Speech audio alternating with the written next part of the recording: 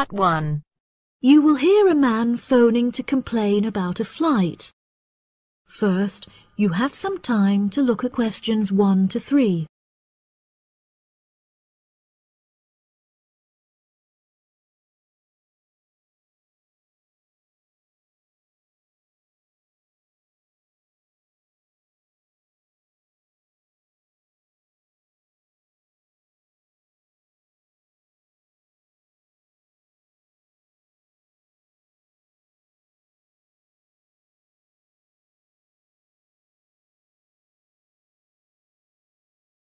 Listen carefully and answer questions 1 to 3. Hello, you have reached the complaints department. How can I help you? Yes, hello there. I am phoning to make a complaint regarding a flight that I took with you recently. Okay. There are some details I will need to take from you first. May I have your name, please? Jack Dawson. That's D-A-W-S-O-N. And your address? It's 33 Hillcrest Road. That's Hillcrest. 33 Hillcrest Road. Is that in Exeter? Yes. And what is the postcode of the residence? It's AL698GQ. Thank you. Do you have a telephone number? Yes, the number at my office is 754688. That's good. And may I just take a home phone number for you in case of emergencies? No problem. It's 798662. Are they both local numbers? Yes. Before you hear the rest of the conversation, you have some time to look at questions 4 to 10.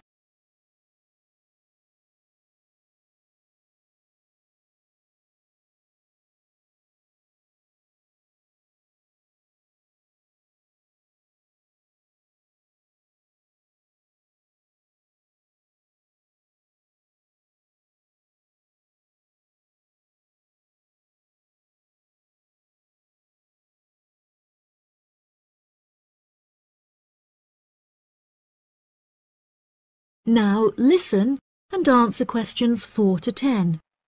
Okay, great. Thank you for your patience. Now, what is the nature of your complaint? I'm phoning to complain about a flight I took recently. I always take certain measures to ensure that I will be comfortable. For example, I always pay the additional cost for extra legroom, and I always arrive punctually for the flight to make sure that I'm seated beneath an air conditioner. Unfortunately, I was disappointed to find that the air conditioning on the plane was broken, so I spent the entire flight in discomfort as it was too hot and the air was stuffy. I see. I do apologize for this fault with the air conditioning. Now, while I have you on the phone, would you mind answering a short questionnaire regarding your recent flight? Sure. Okay, let's get started. What did you think of the food that was served to you during the flight? I thought that it was inexpensive and quite delicious. However, I was still very hungry afterwards, as it was a very small portion and more of a snack. Providing a snack for lunch is not reasonable. Okay, I have noted that down. What was your opinion of the quality of service that you received from our staff on board? The staff was very helpful, but each time I pressed the button to request service, it took a long time for a staff member to arrive. I found this frustrating, as there just weren't enough staff on board the flight to be able to serve all the customers. Okay, that's great.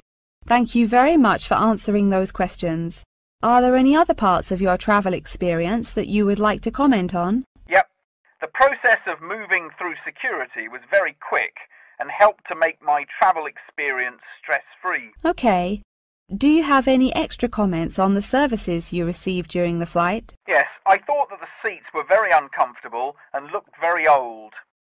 They were also in need of repair, as the reclined feature on my chair was broken, so I could not go to sleep for the whole flight.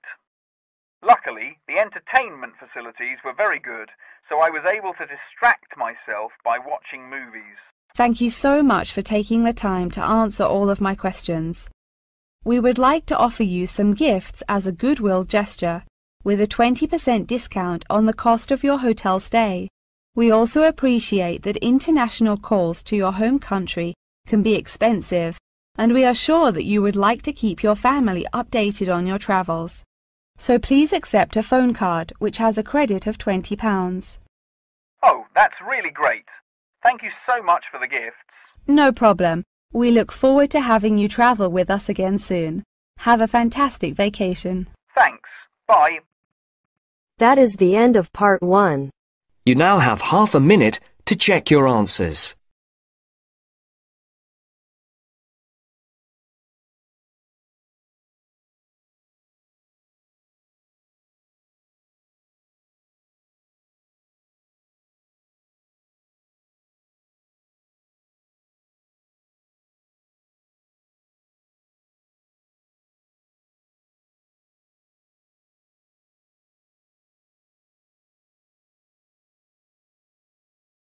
Now turns to part 2.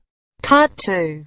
You will hear part of a talk given by a member of staff at a car rental company. First, you have some time to look at questions 11 to 16.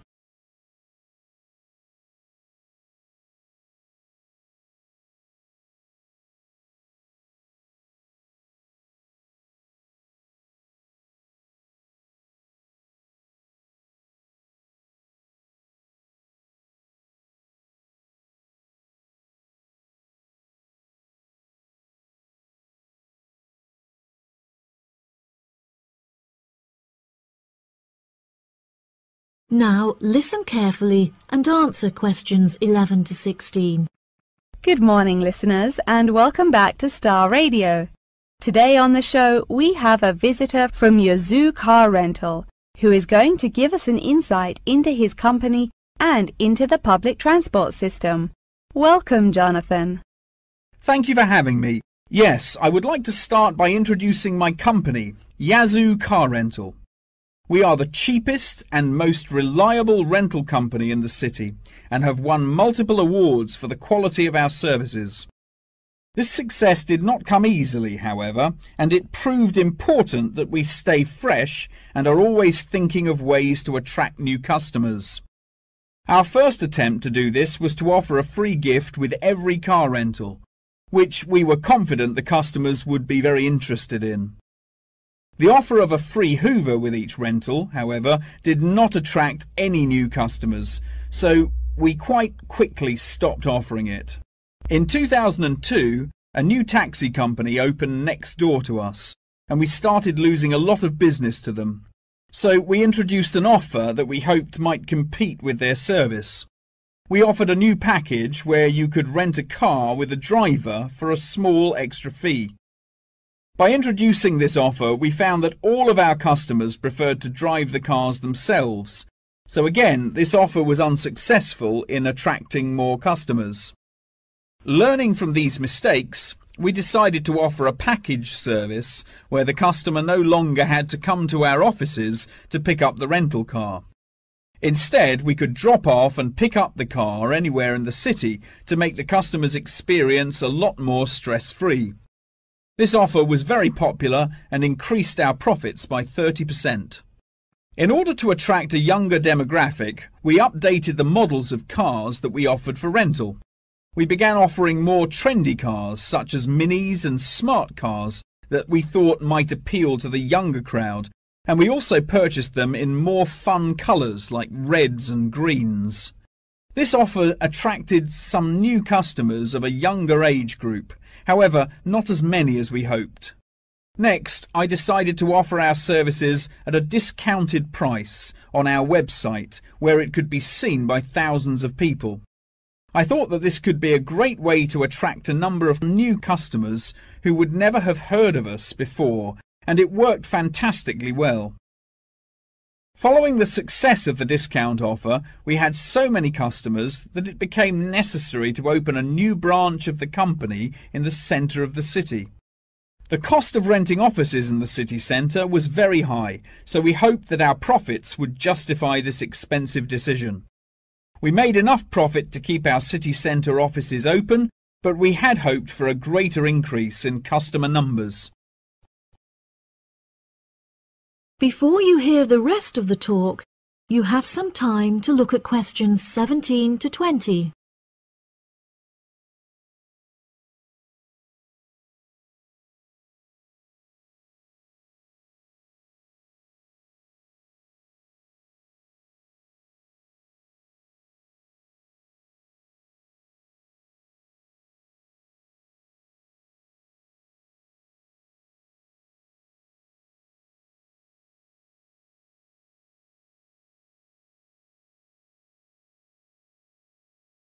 Now listen and answer questions 17 to 20. Now for the second part of my talk, which is on the topic of public transport. There are many benefits to public transport.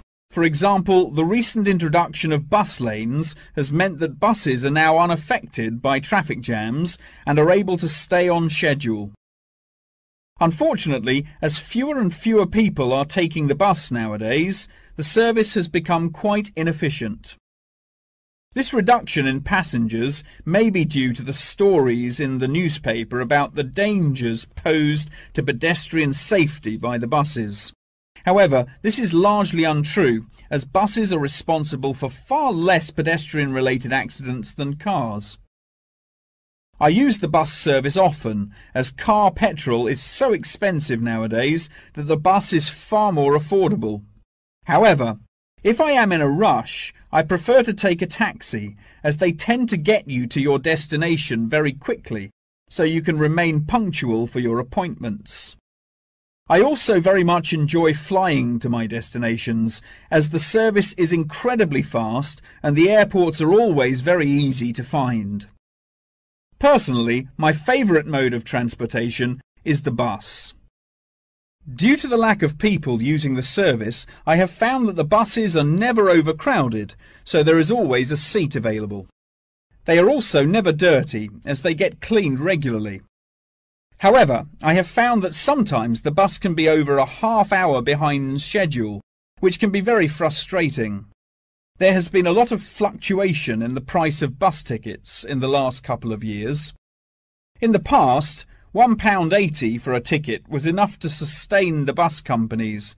However, as the price of fuel increased, so did the ticket prices.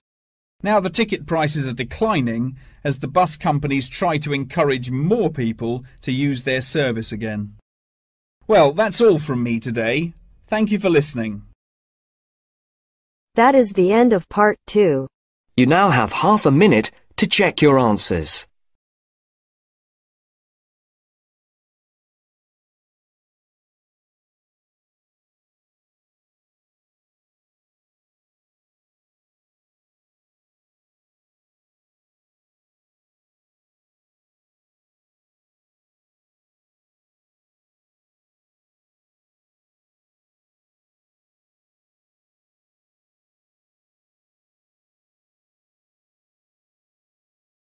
Now turns to part 3.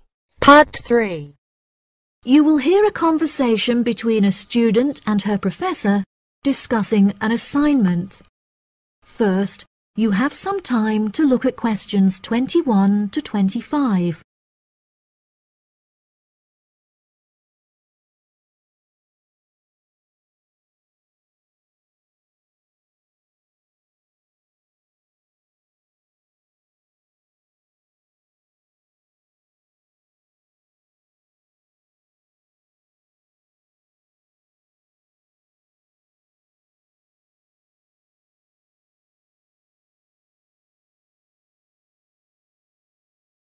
Now listen carefully and answer questions 21 to 25.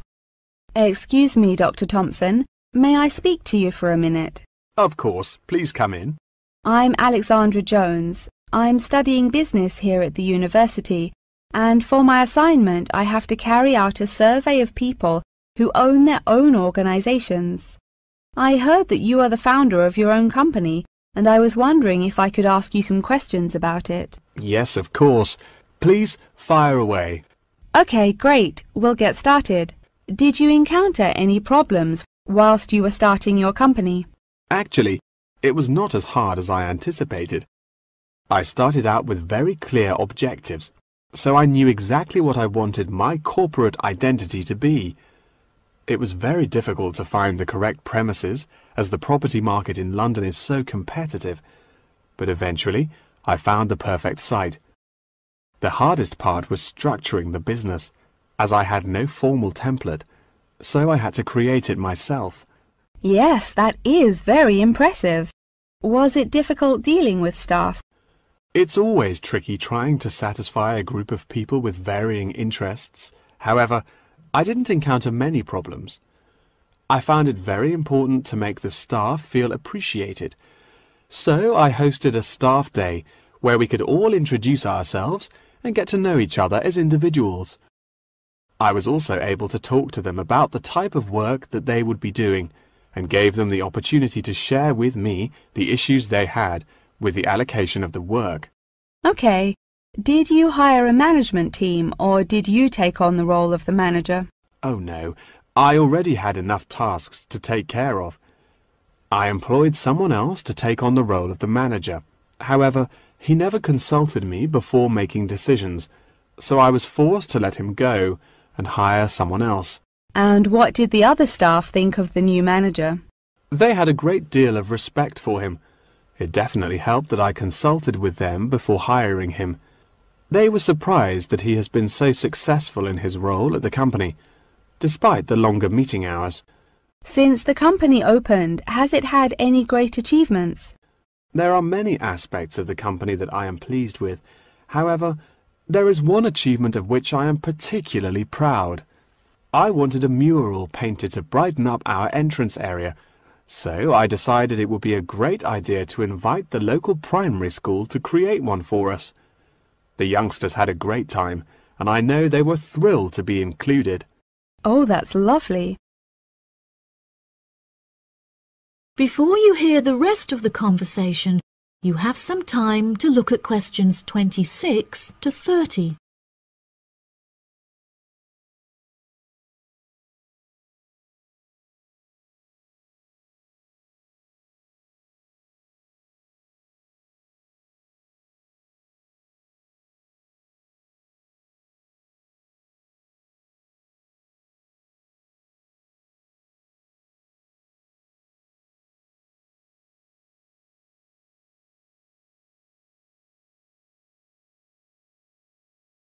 Now listen and answer questions 26 to 30. Have you encountered any major problems since you opened the company?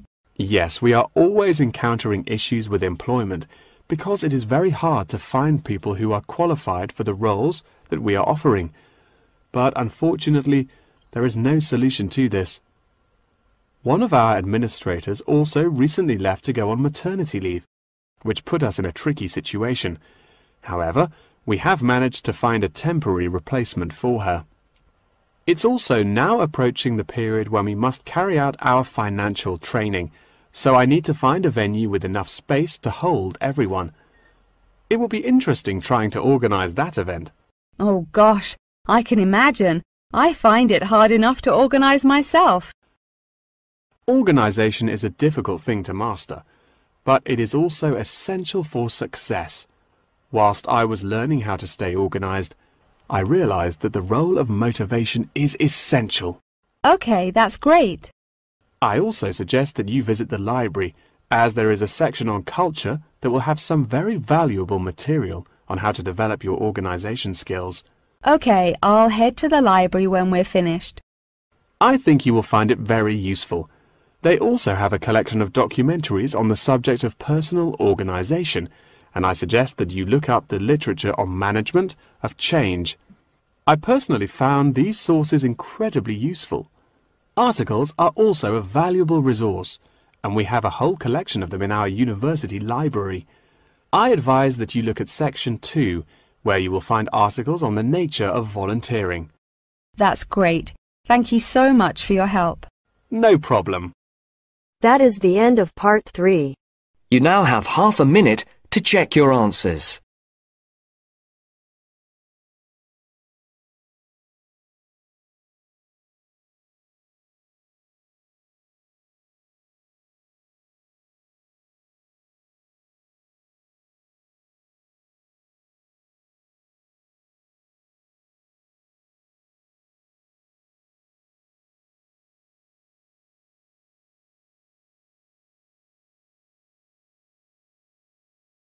Now turns to Part 4.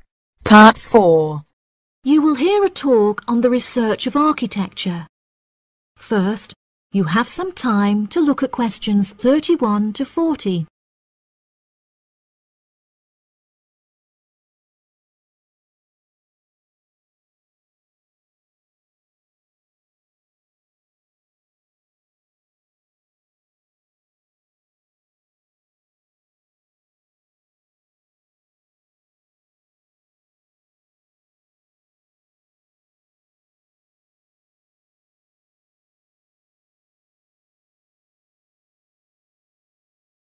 Now listen carefully and answer questions 31 to 40. Welcome, class, to your very first lecture in this series on architecture, conducted by myself, Dr. Torben Dahl. Today we will be looking into the relationship between climate and architecture, where I will be giving you a critical overview of the main climate influences that shape the design of buildings. Throughout this lecture series, we will be looking at the latest research into climatic design carried out by experts in the field, in addition to case studies and examples drawn from modernist practice, both in cities and rural areas. Now, acid rain is one of the climatic elements with the most devastating effects on our architecture. The chemicals in acid rain can cause paint to peel, corrosion of steel structures such as bridges, and erosion of stone statues. Since the 1970s, our government has been making great effort to reduce the release of these chemicals into the atmosphere, with positive results. Private organizations have also been raising awareness and funds, and recently received a huge donation from the bank. It is interesting to look at the studies that have been carried out into the effects of acid rain at varying altitudes.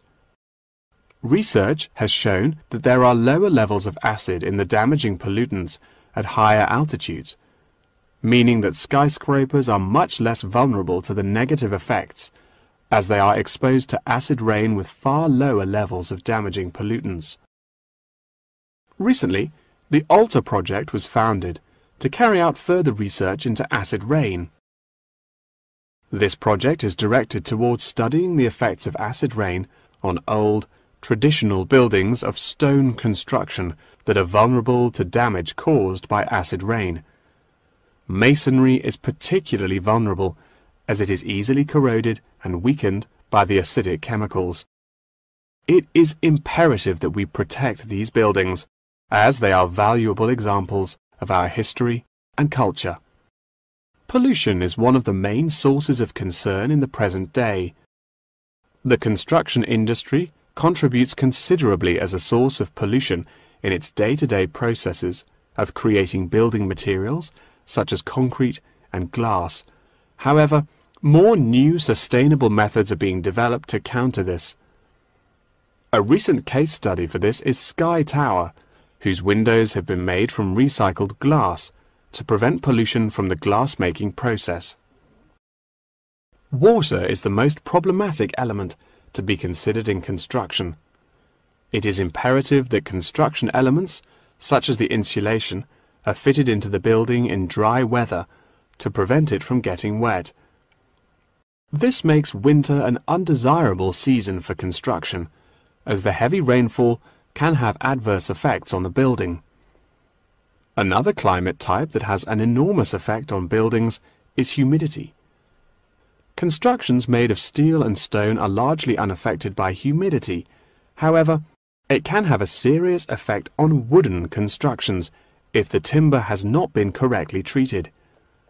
Moisture from the air can condense in the grain of the wood, which then swells and shrinks in proportion to the magnitude of change in its moisture content.